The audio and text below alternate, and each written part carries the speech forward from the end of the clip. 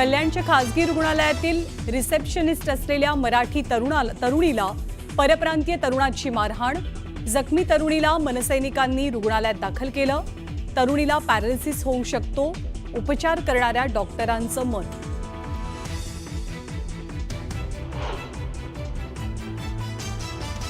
तरुणीला मारहाण करणाऱ्या परप्रांतीय तरुणाविरोधात मनसे आक्रमक। आरोपीला तात्काळ अटक करा, अन्यथा आमच्या पद्धतीने आरोपी शोधू, मनसेचा थेट इशारा।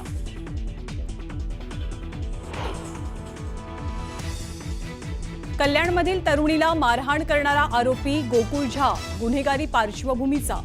सोशल मीडियावरती तलवार नाचवतानाचे फोटो।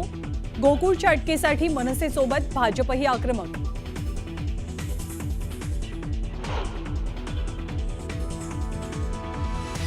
विरारच्या नारंगीमध्ये एक्सप्रेस मेलच्या महिला कोचवर दगडफेक।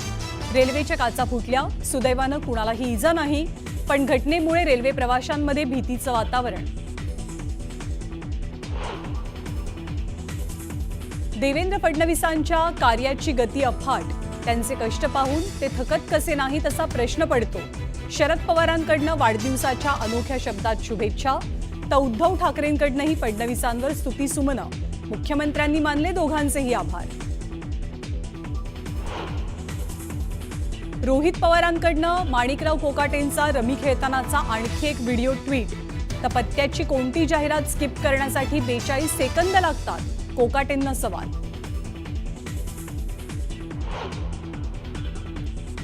आपल्यावर आरोप करणाऱ्यांना कोर्टात खेचल्याशिवाय राहणार नाही आणि दोषी आढळल्यास नागपूर अधिवेशनात राजीनामा देऊ, माणिकराव कोकाटेंचं मोठं वक्तव्य। एकनाथ खडसेंवरतीच मुलाच्या खुनाचा आरोप असल्याचं गिरीश महाजनांचं विधान। तर हिंमत असेल तर सीबीआय चौकशी करा, महाजनांना खडसेंचं आव्हान।